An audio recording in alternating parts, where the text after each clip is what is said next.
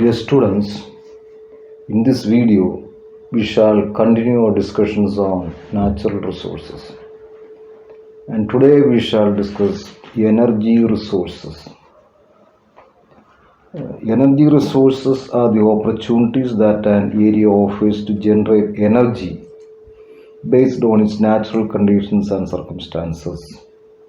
Energy ഉൽപ്പാദിപ്പിക്കാനുള്ള അല്ലെങ്കിൽ energy ഉൽപ്പാദിപ്പിക്കാൻ കഴിവുള്ള വസ്തുക്കളെയാണ് നമ്മൾ എനർജി റിസോഴ്സസ് ആയിട്ട് കണക്കാക്കുന്നത്.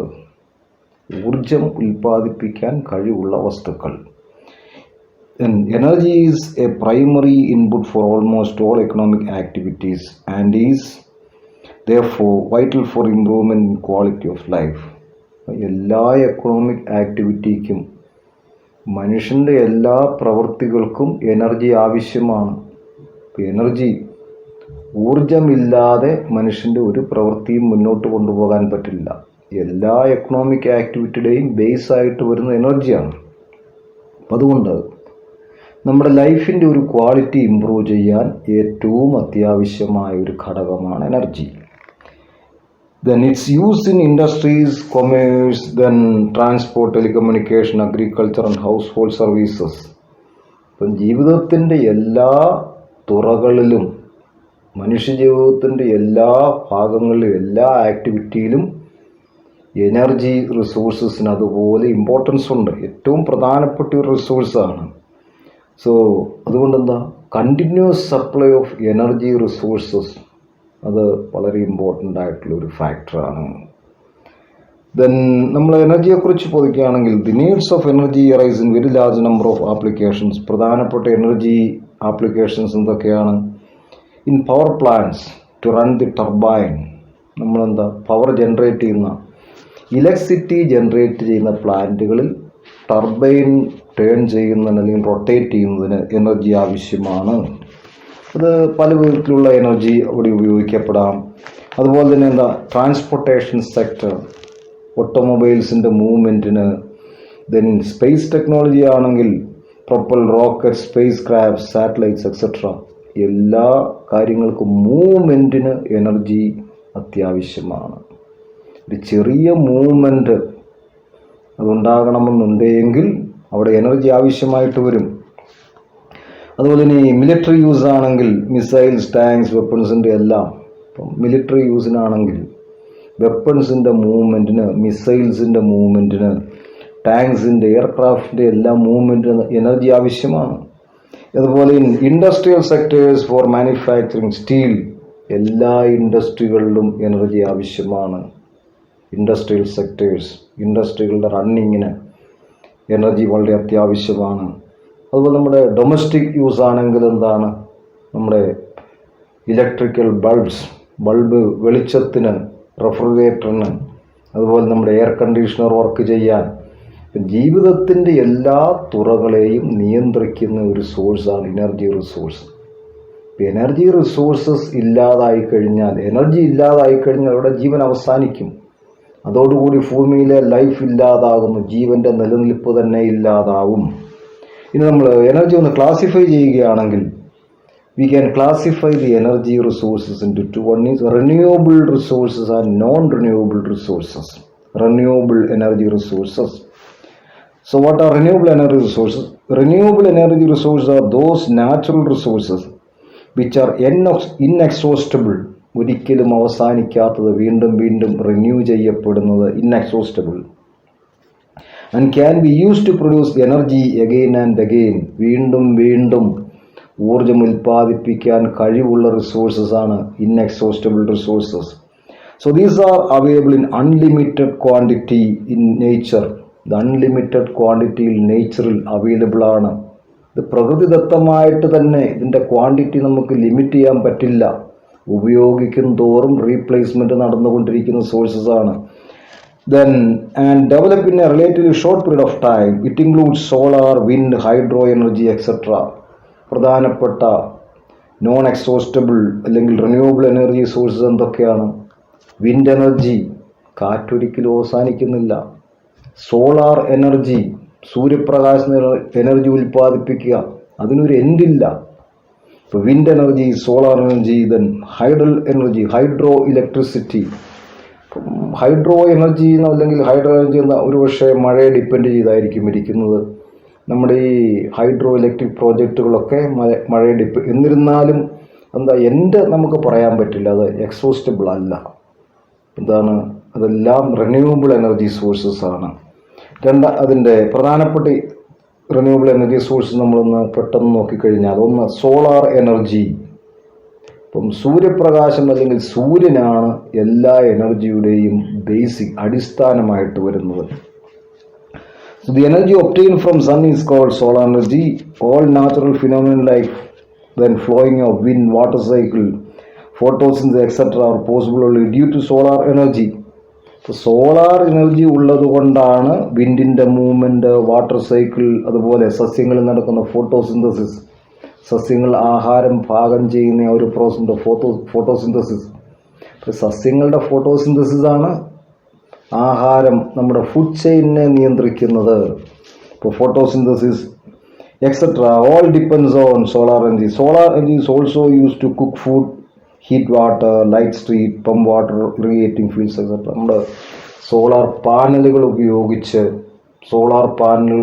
ഇലക്ട്രിസിറ്റി ഉൽപ്പാദിപ്പിക്കുകയും ആ ഇലക്ട്രിസിറ്റി ഉപയോഗിച്ച് നമ്മുടെ ഹൗസ് ഹോൾഡ് ഇലക്ട്രിക്കൽ എക്യുപ്മെൻസും ഈവൻ ഇറിഗേഷൻ പർപ്പസിന് മോട്ടോർ പമ്പുകൾ, റെഫ്രിജറേറ്റേഴ്സ്, നമ്മുടെ എയർ കണ്ടീഷൻ സിസ്റ്റംസ് എല്ലാം തന്നെ സോളാർ എനർജി ഉപയോഗിച്ച് ഇന്ന് മനുഷ്യൻ പ്രവർത്തിപ്പിക്കുന്നുണ്ട്. വിൻഡ് എനർജി, കാറ്റിൽ നിന്നുള്ള എനർജി. വലിയ കാറ്റാടിപ്പാടങ്ങളുണ്ട്, വലിയ വിൻഡ് മിൽസ്, വിൻഡ് എനർജി. നമ്മുടെ കേരളത്തിലാണെങ്കിൽ ഇതുണ്ട്, കേരളത്തിൻ്റെ ചില ഭാഗങ്ങളിലൊക്കെ ഉണ്ട്. തമിഴ്നാടുമായിട്ട് കിടക്കുന്ന ഏരിയയിൽ വലിയ കാറ്റാടിപ്പാടങ്ങളുണ്ട്. രാമക്കൽമേട് റീജിയനിൽ ചെന്ന് കഴിഞ്ഞാൽ ടർബൈൻസ് എന്നൊക്കെ പറഞ്ഞാൽ ഒരു 4 ഏക്കറോളം വരുന്ന വലിയ ഭീമാകാരമായ ഇതിൻ്റെ ലീഫെല്ലാമാണ് വരുന്നത്. വലിയ ഇലക്ട്രിക്കൽ എനർജി ഉൽപ്പാദിപ്പിക്കാൻ അതിന് വിൻഡ് എനർജി പലപ്പോഴും ഉപയോഗിക്കാറുണ്ട്. ദെൻ ഹൈഡ്രോ എനർജി, ഇതൊരു പ്രധാനപ്പെട്ട നാച്ചുറൽ റിസോഴ്സാണ്. Then all living organisms need water to live. വെള്ളത്തിൽ നിന്ന് ഉൽപ്പാദിപ്പിക്കപ്പെടുന്ന എനർജിയാണ് ഹൈഡ്രോ എനർജി. വെള്ളമില്ല എങ്കിൽ ജീവനില്ല. എല്ലാ ലിവിങ് തിങ്സും അതിൻ്റെ എക്സിസ്റ്റൻസിന് വെള്ളത്തിനെയാണ് ഡിപ്പെൻഡ് ചെയ്യുന്നത്, ജലത്തിനാണ് ഡിപ്പെൻഡ് ചെയ്യുന്നത്. Then humans need water for many purpose such as drinking, cleaning, cooking etcetera. മനുഷ്യൻ്റെ ജീവൻ നിലനിർത്തുന്നത് തന്നെ വാട്ടറാണ്. മനുഷ്യൻ കുക്കിങ്ങിന് വേണ്ടി, വാഷിങ്ങിന് വേണ്ടി, അവൻ്റെ ഇറിഗേഷൻ പർപ്പസിന് വേണ്ടി എല്ലാം വെള്ളം ആവശ്യമായിട്ട് വരുന്നു. Then water flowing into river or water stored in a dam are source of hydro energy. നദികളിലെ ഒഴുകുന്ന വെള്ളവും അതുപോലെ റിസർവോയറുകൾ സ്റ്റോർ ചെയ്തിരിക്കുന്ന വാട്ടറുമെല്ലാം സോഴ്സസ് ഓഫ് ഹൈഡ്രോ എനർജിയാണ്. നമ്മൾ റിന്യൂവബിൾ എനർജി സോഴ്സസിൽ solar energy, wind energy, then hydro energy, then biogas. Biogas, firewood, അതുപോലെ തന്നെ നമുക്ക് കൗഡം, അങ്ങനെയുള്ള പല ബയോഗ്യാസ് ആയിട്ട്. പ്രധാനമായിട്ടും ബയോഗ്യാസ് വരുന്നത് നമ്മുടെ ഇന്ത്യയിൽ ബയോഗ്യാസിൻ്റെ ഒരു പ്രധാന സോഴ്സ് ഈ നമ്മുടെ ഫാമുകളിലൊക്കെ, പശു ഫാമുകളിലൊക്കെ ബയോഗ്യാസ് പ്ലാന്റുകൾ ഉണ്ടാകാറുണ്ട്. അത് നോർത്ത് ഇന്ത്യയിലൊക്കെ വളരെ കോമൺ ആയിട്ടുള്ളതാണ്. അപ്പോൾ ബയോഗ്യാസ് പലപ്പോഴും ചാണകത്തിൽ നിന്നും ഉൽപ്പാദിപ്പിക്കുന്ന ചാണക ഗ്യാസാണ്. അപ്പം അതുകൊണ്ട് നമുക്ക് വേണമെങ്കിൽ നമ്മുടെ കിച്ചൺ വേസ്റ്റിൽ നിന്നും ബയോഗ്യാസ് ഉൽപ്പാദിപ്പിക്കാം. അപ്പം കിച്ചൺ വേസ്റ്റ്, അതുപോലെ കൗഡം, ഇതിൽ നിന്നൊക്കെ ഉണ്ടാക്കപ്പെടുന്ന ഒരു ഗ്യാസാണ് ബയോഗ്യാസ് ആയിട്ട് വരുന്നത്. So it is obtained by decomposition of animal and plant waste in the presence of water. Is used as a fuel in gas stove, especially in rural areas. North Indian ഗ്രാമങ്ങളിൽ stove കത്തിക്കുന്നതിന് വേണ്ടി, cooking പർപ്പസിന് വേണ്ടി biogas ഉപയോഗിക്കാറുണ്ട്.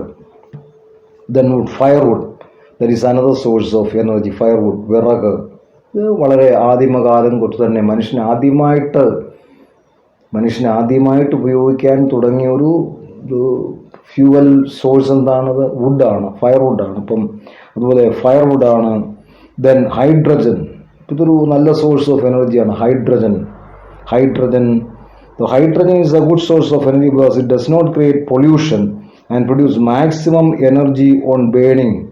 Pollution free എനർജിയാണ് hydrogen energy. അതുപോലെ അത് maximum energy, പരമാവധി energy ഉൽപ്പാദിപ്പിക്കുന്നു. പക്ഷെ ഇതിൻ്റെ എന്താണ്, ഈ ഒരു പ്രോസസ്സ് വളരെ കോംപ്ലിക്കേറ്റഡ് ആണ്. നല്ല ടെക്നോളജിക്കൽ അഡ്വാൻസ്മെൻറ്റ് വേണം. എൻ്റെ ഇനീഷ്യൽ ഇൻവെസ്റ്റ്മെൻറ്റ് വളരെ ഹെവി ആയിരിക്കും. അതുകൊണ്ടാണ് ഈ ഹൈഡ്രജൻ പ്ലാന്റുകളൊന്നും ഇന്ത്യ പോലെയുള്ള രാജ്യത്ത് കോമൺ അല്ലാത്തത്. Then alcohol. ഇപ്പോൾ ആൽക്കഹോൾ എന്താണ്, നമ്മുടെ ഈ ഷുഗർ ഫാക്ടറികളിൽ ഉൽപ്പാദിപ്പിക്കപ്പെടുന്ന ആൽക്കഹോൾ, അത് ഇൻഡസ്ട്രിയൽ ആൽക്കഹോൾ, അത് ഓയിലുമായിട്ട് അല്ലെങ്കിൽ പെട്രോളുമായിട്ട് മിക്സ് ചെയ്ത് വാഹനങ്ങൾ ഓടിക്കാറുണ്ട്. ബ്രസീൽ പോലെയുള്ള പല രാജ്യങ്ങളിലും ഈ പറയുന്ന ആൽക്കഹോൾ തന്നെ പൂർണ്ണമായിട്ടും ഇന്ധനമായിട്ട് ഉപയോഗിക്കുന്നുണ്ട്. അപ്പോൾ ആൽക്കഹോൾ എന്താ, ഒരു നല്ല സോഴ്സ് ഓഫ് എനർജിയാണ്. ഇനി ഇതിന് പുറമെ എന്താണ്, എയർ, സോയിൽ എക്സെട്ര, ഇതെല്ലാം റിന്യൂവബിൾ സോഴ്സസ് ഓഫ് എനർജിയാണ്. നമ്മൾ പ്രധാനമായിട്ട് വന്നിട്ട് 10 സോഴ്സ് ഓഫ് എനർജിയാണ് പറഞ്ഞിരിക്കുന്നത്. റിന്യൂവബിൾ എനർജി റിസോഴ്സസ് അല്ലെങ്കിൽ റിന്യൂവബിൾ എനർജി സോഴ്സസ് ഇൻഎക്സോസ്റ്റബിൾ ആണ്. റീപ്ലേസ്മെൻറ്റ് വളരെ ഈസി ആയിട്ട് നടക്കുന്നു. എത്രമാത്രം നമ്മൾ ഉപയോഗിച്ചാലും തീർന്നു പോകാത്ത റിന്യൂവബിൾ സോഴ്സ് ഓഫ് എനർജി. അത് പ്രധാനമായിട്ടും solar energy, wind energy, hydro energy, biogas, wood, hydrogen, alcohol, air and soil. ഇനി അടുത്ത് next non renewable energy sources. ഇപ്പം നമ്മൾ മനുഷ്യൻ പ്രധാനമായിട്ടും നിലവിൽ ഉപയോഗിച്ചുകൊണ്ടിരിക്കുന്ന എനർജി സോഴ്സ് നോൺ റിന്യൂവബിൾ ആണ്, ഉപയോഗിച്ച് തീർന്നു പോകും. നമ്മുടെ ഏറ്റവും പ്രധാനമായ ഒരു എനർജി സോഴ്സായിട്ട് ഉപയോഗിക്കുന്നത് എന്താണത്, ക്രൂഡ് ഓയിലിൻ്റെ ഉൽപ്പന്നങ്ങളായ പെട്രോൾ, ഡീസൽ, ഏവിയേഷൻ ഫ്യൂൽ, അങ്ങനെയുള്ള ഇതൊക്കെ എന്താണത് എക്സോസ്റ്റബിൾ ആണ്. അത് പെട്ടെന്ന് തന്നെ തീർന്നു പോകാവുന്നതാണ്. നോൺ റിന്യൂവബിൾ എനർജി സോഴ്സ് ആണ്.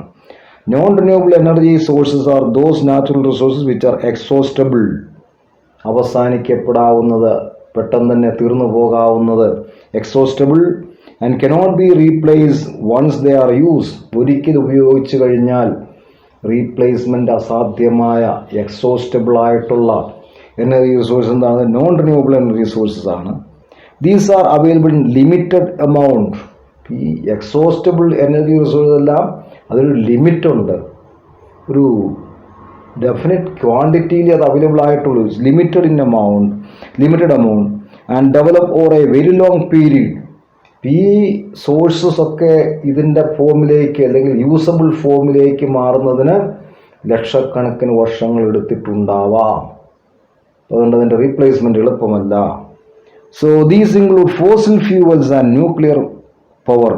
ഫോസിൽ ഫ്യൂവൽസ് എന്താണ്, നമ്മുടെ ജൈവ ഇന്ധനം, ഫോസിൽ ഫ്യൂവൽസ്, ജൈവ വസ്തുക്കൾ ലക്ഷക്കണക്കിന് വർഷം ഭൂമിക്കടിയിൽ അടിഞ്ഞു കിടന്നിട്ട് അത് എനർജി സോഴ്സായിട്ട് മാറുന്നു. ഫോസിൽ ഫ്യൂവൽസ്, ജൈവ ഇന്ധനം.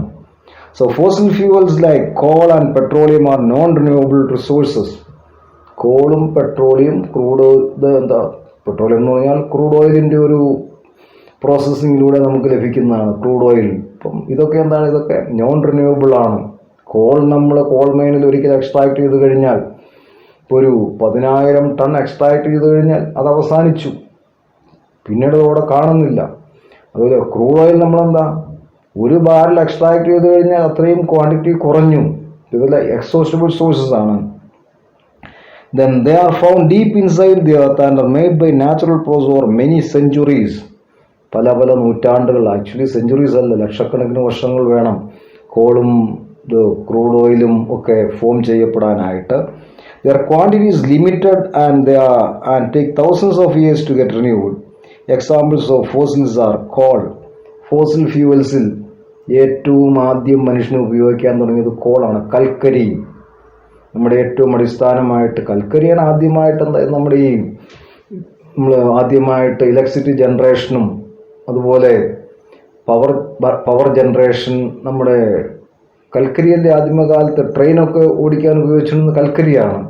Steam engine mainly used in steam engine. അപ്പം നമ്മുടെ ഇൻഡസ്ട്രിയൽ റവല്യൂഷനൊക്കെ ആരംഭിക്കുന്നത് സ്റ്റീം എൻജിൻ്റെ ഒക്കെ ഇൻവെൻഷനോട് കൂടിയാണ്.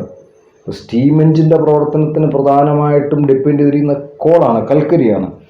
Call is also known as black diamond. അപ്പോൾ ആ കോളിൻ്റെ ഇമ്പോർട്ടൻസ് കൊണ്ടാണ് ഇതിനത് ആദ്യകാലത്ത് ബ്ലാക്ക് ഡയമണ്ട് ആയിട്ട് അറിയപ്പെട്ടിരുന്നത്. So it's used as a fuel to generate electricity and in factories to steam engines. ഫാക്ടറികളിൽ സ്റ്റീം എൻജിൻസിൻ്റെ പ്രവർത്തനത്തിന് കോൾ ഉപയോഗിക്കുന്നു. ഇപ്പോഴും ഫാക്ടറികളിൽ കോളാണ് ലാർജ് സ്കെയിലായിട്ട് ഉപയോഗിക്കുന്നത്. ഇന്ത്യയിലെ പവർ പ്ലാന്റുകളിൽ കോളാണ് പ്രധാനമായിട്ട് ഉപയോഗിക്കുന്നത്. അതുകൊണ്ട് നോർത്ത് ഇന്ത്യയിലൊക്കെ പല പവർ പ്ലാന്റുകളുടെയും പ്രവർത്തനം depends on the availability of call. അപ്പോൾ കോൾ ഒരു ഷോർട്ടേജ് ആയിക്കഴിഞ്ഞാൽ നോർത്ത് ഇന്ത്യ ഇരുട്ടിലേക്ക് പോകാം. കാരണം നോർത്ത് ഇന്ത്യയിലെ ഒട്ടുമുക്കാലും ഇലക്ട്രിക്കൽ പവർ പ്ലാന്റുകൾ, electricity generation depends on call. Then അടുത്ത നാച്ചുറൽ ഗ്യാസ്. നാച്ചുറൽ ഗ്യാസ് എന്താ, നമ്മുടെ ഈ ഓയിൽ ആൻഡ് നാച്ചുറൽ ഗ്യാസ് എന്ന് പറയുന്നില്ല, അതിൻ്റെ അകത്ത് നാച്ചുറൽ ഗ്യാസ് ആണ്, ഇത് പ്രകൃതിയിൽ നിന്ന് ലഭിക്കുന്ന ഗ്യാസ് ആണ്. So natural gas is used as A fuel call compressed natural gas. ഇത് പെട്രോളിനേക്കാളും ഒക്കെ പൊല്യൂഷൻ കുറവാണ്. CNG, ഇപ്പം ഡൽഹിയിലൊക്കെ ഒട്ടുമുക്കാലും വാഹനങ്ങൾ CNGയിലേക്ക് മാറി. ഇവിടെ ഡൽഹിയിലെ ട്രാൻസ്പോർട്ട് കോർപ്പറേഷൻ്റെ ബസ്സുകളെല്ലാം തന്നെ CNG ആണ്, compressed natural gas. The natural gases are good alternatives to petrol and diesel. It burns easily and produces a lot of heat. ഇത് പെട്ടെന്ന് തന്നെ ബേൺ ചെയ്യുന്നു, കൂടുതൽ ചൂട് ഉൽപ്പാദിപ്പിക്കുന്നു. ഇപ്പം ഡൽഹിയിൽ CNG ആണ്. CNG പലപ്പോഴും ബസ്സുകളൊക്കെ ഓടാൻ വരെ ഉപയോഗിക്കുന്ന CNG ആണ്. അതിൻ്റെ പൊല്യൂഷൻ കുറവാണ്. നമ്മൾ പെട്രോളിയം പ്രോഡക്റ്റുകളുമായിട്ട് നോക്കിക്കഴിയുമ്പോൾ, പെട്രോളും ഡീസലും ഒക്കെ ആയിട്ട് നോക്കിക്കഴിയുമ്പോൾ CNGയുടെ പൊല്യൂഷൻ ഇഫക്റ്റ് കുറവാണ്. Then petroleum is also known as mineral. Mineral oil or crude oil. This liquid mineral is refined to make fuels such as petrol, diesel, cooking gas and kerosene. ഇതെല്ലാം പെട്രോളിൻ്റെ ഉൽപ്പന്നങ്ങളാണ്, പെട്രോളിൽ നിന്ന് ലഭിക്കുന്ന പ്രോഡക്റ്റുകളാണ്, crude ഓയിലിൽ നിന്ന് ലഭിക്കുന്ന പ്രോഡക്റ്റുകളാണ്. നമ്മൾ റിഫൈനറിയിൽ ക്രൂഡ് ഓയിൽ റിഫൈൻ ചെയ്ത് കഴിയുമ്പോൾ petrol, diesel, cooking gas and kerosene ഇതെല്ലാം ലഭിക്കുന്നു. Then plastic, cosmetics and lubricants are the byproducts of petroleum. ഈ ക്രൂഡ് ഓയിലിൻ്റെ അല്ലെങ്കിൽ പെട്രോളിയത്തിൻ്റെ ബൈ പ്രോഡക്റ്റുകളായിട്ട് ലഭിക്കുന്ന വസ്തുക്കൾ ഉപയോഗിച്ചാണ് പ്ലാസ്റ്റിക് നിർമ്മിക്കുന്നത്. അതുപോലെ പല കോസ്മെറ്റിക് ഐറ്റംസും ഈ പെട്രോളിയം ജെല്ലി, അത് പ്യൂരിഫൈ ചെയ്തിട്ടാണ് ഫേസ് ക്രീമൊക്കെ ഉണ്ടാക്കുന്നത്, കോസ്മെറ്റിക്സ്. അതുപോലെ ലൂബ്രിക്കൻസ്, എൻജിൻസിൻ്റെയൊക്കെ ലൂബ്രിക്കൻസിന്, ഇതെല്ലാം ബൈ പ്രോഡക്ട്സ് ഓഫ് പെട്രോളിയം ആണ്. It's found deep inside the earth or under the see flow. അതായത് ഭൂമിക്കടിയിൽ കാണപ്പെടുന്നത് പോലെ കടലിൻ്റെ അടിയിൽ നിന്ന്, ബോംബെ ഹൈ എന്നൊക്കെ പറയുമ്പം കടലിൻ്റെ അടിയിൽ നിന്നാണ് ഇത് എക്സ്ട്രാക്ട് ചെയ്യുന്നത്, ക്രൂഡ് ഓയിൽ എക്സ്ട്രാക്ട് ചെയ്യുന്നു. ഗൾഫിലെ പല റീജിയനിലും അതെല്ലാം കടലിൻ്റെ അടിയിൽ നിന്നുമാണ്. ഇപ്പം ഡീപ്പ് വാട്ടർ സീ വെൽസ് ഉണ്ട്, ഓയിൽ വെൽസ് ഉണ്ട്. ഇങ്ങനെ ഭൂമിക്കടിയിൽ നിന്ന് എക്സ്ട്രാക്ട് ചെയ്തെടുക്കുന്നതാണ് പലപ്പോഴും നമ്മുടെ crude oil. Then it is found deep inside the earth or under the sea floor. Then രണ്ടാമത്തെ ഒരു സോഴ്സ് ഓഫ് എനർജിയാണ് nuclear energy. The fuel used for nuclear energy is generally uranium, which is in a limited supply. Uranium എന്താണ്? ഇതെല്ലാം non renewable source of എനർജിയിൽ വരുന്നതാണ് nuclear energy. Nuclear energy ഉൽപ്പാദനത്തിന് ഉപയോഗിക്കുന്ന raw material പ്രധാനമായിട്ടും അത് യുറേനിയമാണ്, which is available in a limited quantity. അപ്പം യുറേനിയത്തിൻ്റെ അവൈലബിലിറ്റി ലിമിറ്റഡ് ആണ്. Then production of electricity from nuclear energy does not release carbon dioxide. Thus the use of nuclear energy is safe for the environment. അപ്പം nuclear എനർജിയുടെ use എൻവയൺമെൻറ്റിന് സേഫാണ്. കാരണം carbon ഡയോക്സൈഡിൻ്റെ emission ഉണ്ടാകുന്നില്ല. പക്ഷെ ന്യൂക്ലിയർ ഡിസാസ്റ്റർ സംഭവിച്ചു കഴിഞ്ഞാൽ അതിൻ്റെ ഇമ്പാക്റ്റ് അൺഇമാജിനബിൾ ആണ്. ന്യൂക്ലിയർ പവർ പ്ലാന്റുകളിലൊക്കെ ഒരു ചെറിയ ഡിസാസ്റ്റർ, ഒരു എക്സ്പ്ലോഷൻ സംഭവിച്ചു കഴിഞ്ഞാൽ അതിൻ്റെ ആ നിയർ ബൈ ഏരിയയിലൊക്കെ ആളുകൾ പെട്ടെന്ന് തന്നെ ഇല്ലാതാവും. ഇതൊക്കെ സംഭവിച്ചിട്ടുള്ളതാണ്. റഷ്യയിൽ ചെർണോബിൾ ന്യൂക്ലിയർ ഡിസാസ്റ്റർ, ലക്ഷക്കണക്കിന് ആളുകൾ നിമിഷ നേരം കൊണ്ട് ഉരുകിപ്പോയി. പിന്നെ ഈ കണക്ക് ആക്ച്വൽ ഫിഗേഴ്സ് പുറത്തു വിടാത്തത് കൊണ്ടാണ് ലക്ഷക്കണക്കിന് ആളുകൾ പെട്ടെന്ന് തന്നെ മരണപ്പെട്ടു എന്നാണ് പറയുന്നത്. ചെർണോബിൾ ന്യൂക്ലിയർ ഡിസാസ്റ്റർ റഷ്യയിൽ നടന്നതാണ്. ഇതിൻ്റെ എനർജി ക്ലീനാണ്, ലെസ് ഹാംഫുൾ ടു എൻവയൺമെൻ്റ് ആണ്. പക്ഷേ in case of a disaster it will be unimaginable. The damage caused by nuclear disaster is unimaginable. അത് ക്ലീൻ എനർജി ആണെന്ന് പറയുമെങ്കിൽ അതിൻ്റെ ഈ ഒരു ഡേഞ്ചറുണ്ട്.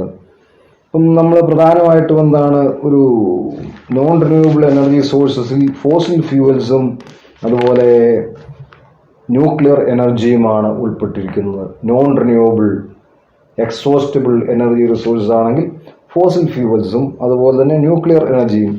ഫോസിൽ ഫ്യൂവൽസിൽ തന്നെ coal, then natural gas and petroleum. പിന്നീട് നമ്മൾ എന്താ വരുന്നത് ഇതിൻ്റെ അകത്ത് nuclear energy. Growing global energy needs. ഇപ്പം നമ്മുടെ വേൾഡ് വൈഡ് ആയിട്ടുള്ള എനർജി നീഡ്സ് നോക്കിക്കഴിഞ്ഞാൽ there has been considerable increase in need of energy in the world. ലോകത്തിൻ്റെ എനർജി നീഡ് ഓരോ വർഷം ചെല്ലും തോറും വർദ്ധിച്ചുകൊണ്ടാണ് ഇരിക്കുന്നത്. In the last 3 decades, energy consumption has increased by 24% during this period. The following table shows the global consumption of the source of energy. അപ്പം ഏതൊക്കെ സോഴ്സിൽ നിന്നുമാണ് നമ്മുടെ ഡെവലപ്പ് കൺട്രീസും ഡെവലപ്പിംഗ് കൺട്രീസും പ്രധാനമായിട്ടും അവരുടെ എനർജി ആവശ്യങ്ങൾക്ക് വേണ്ടി ഉപയോഗിക്കുന്നത് അല്ലെങ്കിൽ ഡിപ്പെൻഡ് ചെയ്യുന്നത്. ഇപ്പം മിനറൽ ഓയിൽ ആണെങ്കിൽ ഡെവലപ്പ് കൺട്രീസ് 37%, ഡെവലപ്പിംഗ് കൺട്രീസ് 23%. നമ്മുടെ പെട്രോളിയം ആയിട്ട് ബന്ധപ്പെട്ട mineral oil or products of crude oil, petrol, diesel et cetera, അത് ഡെവലപ്പ് രാജ്യങ്ങളിൽ 37%, ഡെവലപ്പിംഗ് രാജ്യങ്ങളിൽ 23% ആണ്. Then coal 25 and 28. ഡെവലപ്പിംഗ് കൺട്രീസിൽ കോളിൻ്റെ ഉപയോഗം കൂടുതലാണ് ഡെവലപ്പ് രാജ്യങ്ങളെക്കാളും. ദെൻ നാച്ചുറൽ ഗ്യാസ് ഡെവലപ്പ് എത്രയാണ് 23%, ഡെവലപ്പിംഗ് കൺട്രീസ് 7% ഉള്ളൂ. ഹൈഡ്രോ ഇലക്ട്രിക് പവർ വരുന്നത് എന്താണ്? ഡെവലപ്പ് കൺട്രീസിൽ 5%, ഡെവലപ്പിംഗ് കൺട്രീസിൽ 6%. ഇന്ത്യ പോലെയുള്ള പല രാജ്യങ്ങളിലും ഹൈഡ്രോ ഇലക്ട്രിക് പ്രോജക്റ്റുകളെ ഡിപ്പെൻഡ് ചെയ്യുന്നുണ്ട് ഇലക്ട്രിസിറ്റി ജനറേഷന് വേണ്ടി. ദെൻ ആറ്റമിക് പവർ അത് 5%, ഡെവലപ്പിംഗ് കൺട്രീസിൽ 1% വരുന്നുള്ളൂ. നമ്മുടെ ന്യൂക്ലിയർ പവർ ജനറേഷനാണ്. Then biomatter 5% and 35%. നമ്മുടെ വുഡ് ഉൾപ്പെടെയുള്ള ബയോമാറ്റർ, അതിൻ്റെ ഒരു സസ്യങ്ങളുമായിട്ട് ബന്ധപ്പെട്ട ബയോമാറ്ററാണ്. ബയോമാറ്റർ എന്നാണ് അത് ഡെവലപ്പിംഗ് കൺട്രീസിൽ 35%, firewood, cow dung et cetera, biogas et cetera. In developing countries 35%. Then alternative sources of energy. Alternative energy is any energy source that is alternative to fossil fuel. നമ്മൾ ഈ ഓൾട്ടർനേറ്റീവ് സോഴ്സസ് ഓഫ് എനർജി കൊണ്ട് ഉദ്ദേശിക്കുന്നത് എന്താണ്? Fossil ഫ്യൂവലിന് പകരം നിൽക്കുന്ന source of എനർജിയാണ്. ജൈവ ഇന്ധനത്തിന് പകരം നിൽക്കുന്ന സോഴ്സ് ഓഫ് എനർജി എന്താണ്? അത് ഓൾട്ടർനേറ്റീവ് സോഴ്സ് ഓഫ് എനർജിയാണ്. Alternative source of energy is any energy source that is alternative to fossil fuel. The fossil fuel such as coal, natural gas and petroleum deposits will not last for very long. നിലവിലുള്ള ഭൂമിയിൽ ഇപ്പോൾ available ആയിരിക്കുന്ന fossil ഫ്യൂവൽസിൻ്റെ availability അത് ദീർഘകാലം മുന്നോട്ട് പോകില്ല. Then as per scientific studies it may exhaust another 100 years. അടുത്ത ഒരു 100 വർഷത്തിനുള്ളിൽ അവൈലബിൾ ആയിരിക്കുന്ന ഫോസിൽ ഫ്യൂവൽസ് ലോകത്തിൽ നിന്ന് ഇല്ലാതാകും. ദെൻ നമ്മൾ ആ ഫോസിൽ ഫ്യൂവലിന് ഓൾട്ടർനേറ്റീവായിട്ട് ശാസ്ത്രജ്ഞന്മാർ ഐഡൻറ്റിഫൈ ചെയ്തിരിക്കുന്ന സോഴ്സസ് ഉണ്ട്. അതെന്താണ്? ഒന്നാമത് ന്യൂക്ലിയർ ഫിഷൻ, ന്യൂക്ലിയർ എനർജി. ഇതൊരു ന്യൂക്ലിയർ എനർജി എന്താണ്? ക്ലീൻ എനർജിയാണ്. അതിന് ലെസ് പൊല്യൂട്ടൻ കപ്പാസിറ്റി ഉള്ളൂ. എന്നിരുന്നാലും എന്താണ് അതിൻ്റെ ആ ഒരു ഇനീഷ്യൽ ഇൻവെസ്റ്റ്മെൻറ്റും അതിൻ്റെ ടെക്നോളജിക്കൽ ഡിഫിക്കൽട്ടീസും ഒക്കെ ഉള്ളതുകൊണ്ട് അത് തേർഡ് വേൾഡ് കൺട്രീസിലൊന്നും അത്ര പ്രായോഗികമല്ല അല്ലെങ്കിൽ പോപ്പുലർ അല്ല. ഇനി countries like USA, west European countries and USSR have successfully tap the source of energy for practical applications. ഇതെല്ലാം ഡെവലപ്പ് രാജ്യങ്ങളാണ്. ഡെവലപ്പ് രാജ്യങ്ങളിൽ ഇപ്പോൾ ന്യൂക്ലിയർ ഫിഷൻ ഉപയോഗിച്ച് ഒരു പവർ ജനറേഷൻ നടപ്പിലാക്കിയിട്ടുണ്ട്. Then MHD process replace the hot ionised gas rotation of copper coil in electric generators. ഇപ്പം നേരിട്ടെന്താ heat energy നേരിട്ട് തന്നെ ഇലക്ട്രിക്കൽ എനർജിയുടെ ഉൽപ്പാദനത്തിന് പ്രായോഗികമാക്കുന്ന ഒരു ടെക്നോളജിയാണ് എന്താണ്? Magneto hydro dynamics. ഇതും പ്രധാനമായിട്ടും USA-യും റഷ്യയും വെസ്റ്റേൺ യൂറോപ്യൻ കൺട്രീസും ഒക്കെയാണ് ഇത് ഉപയോഗിക്കുന്നത്. അല്ലെങ്കിൽ ഈ രാജ്യങ്ങളിലൊക്കെയാണ് ഇതിൻ്റെ ടെക്നോളജിക്കൽ അഡ്വാൻസ്മെൻറ്റ് വേണം. ഇപ്പം 3-ാം ലോക രാജ്യങ്ങൾക്ക് ടെക്നോളജിക്കൽ അഡ്വാൻസ്മെൻറ്റ് ഇല്ലാത്തതുകൊണ്ട് ഈ ഓൾട്ടർനേറ്റീവ് സോഴ്സിനൊന്നും വലിയ പ്രാധാന്യമില്ല. അതുപോലെ ജിയോ തെർമൽ പവർ, നമ്മുടെ ഭൂമിയുടെ ഉള്ളിൽ, ഡീപ്പ് ഇൻസൈഡ് ദി എർത്ത്, ഭൂമിയുടെ ഉള്ളിലുള്ള ആ ഒരു തെർമൽ പവർ, ഭൂമിയുടെ ഉൾഭാഗം ഇപ്പോഴും തിളച്ചു മറിഞ്ഞുകൊണ്ടാണ് ഇരിക്കുന്നത്. അതാണ് ഈ വോൾക്കാനോ ഇറപ്ഷനിലൊക്കെ അതാണ് നമ്മൾ എക്സ്പീരിയൻസ് ചെയ്യുന്നത്. അപ്പോൾ ഈ ഒരു ഭൂമിയുടെ ഉള്ളിലുള്ള ചൂട് അല്ലെങ്കിൽ ഹീറ്റ് എനർജിയെ അത് ടാപ്പ് ചെയ്ത് ഇലക്ട്രിക്കൽ എനർജി ആയിട്ട് കൺവേർട്ട് ചെയ്യുന്നൊരു ടെക്നോളജി. ഇതും countries like Italy, Ireland and New Zealand are tapping this alternative source of energy. Then tidal power എന്താണ്, നമ്മുടെ സമുദ്രത്തിൻ്റെ ടൈഡൽസ്. ഇപ്പം ടൈഡൽ വേവ്സ് ഉപയോഗിച്ച് ടൈഡൽ പവർ ജനറേഷൻ, അത് ഇലക്ട്രിക്കൽ എനർജിയുടെ ജനറേഷനാണ്. ഇത് ഇന്ത്യ പോലെയുള്ള രാജ്യങ്ങളിൽ അത്ര പോപ്പുലർ അല്ല. ഇപ്പം നിലവിൽ France, Canada and USA are using the source of energy. ഇന്ത്യയിൽ ഗുജറാത്തിലും കേരളത്തിലും ഒക്കെ ഇതുപോലെയുള്ള പ്രോജക്റ്റുകളുടെ പ്ലാൻ ഉണ്ട്. ഗുജറാത്തിൽ ഗൾഫ് ഓഫ് കച്ചിലും കേരളത്തിൽ നമ്മുടെ വിഴിഞ്ഞത്തും ഇതിൻ്റേതായ പ്ലാനുകളുണ്ട്. ദെൻ വിൻഡ് പവർ, കാറ്റിൽ നിന്നുള്ള എനർജി, സോളാർ എനർജി, സൂര്യപ്രകാശത്തിൽ നിന്നുള്ള എനർജി, ഇതെല്ലാം എന്താണ്, ഓൾട്ടർനേറ്റീവ് സോഴ്സ് ഓഫ് എനർജിയാണ്. ദെൻ ഗ്രാവിറ്റേഷണൽ പവർ, ഭൂമിയുടെ ആകർഷണീയത, ഭൂമിയുടെ ആകർഷണം, ഇതും നമുക്കൊരു സോഴ്സ് ഓഫ് എനർജി ആയിട്ട് ഉപയോഗിക്കാം. Then wave energy, ocean waves, കടലിലെ തിരമാലകളിൽ നിന്നും എനർജി ഉൽപ്പാദിപ്പിക്കുക. അപ്പോൾ ഇതെല്ലാം എന്തായിട്ടാണ്, ഓൾട്ടർനേറ്റീവ് സോഴ്സ് ഓഫ് എനർജിയാണ്. ഫോസിൽ ഫ്യൂവൽസിന് പകരമായിട്ട് ഉപയോഗിക്കാവുന്ന സോഴ്സസ് ഓഫ് എനർജിയാണ്. പ്രധാനമായിട്ടും നമ്മൾ ഈ ഒരു 8 സോഴ്സസ് ആണ് ഈ ഒരു കാറ്റഗറിയിൽ ഉൾപ്പെടുത്തിയിരിക്കുന്നത്. നമ്മുടെ എനർജി റിസോഴ്സസിൻ്റെ ഡിസ്കഷൻ നമ്മളിവിടെ അവസാനിപ്പിക്കുകയാണ്. Thanks for attending this video.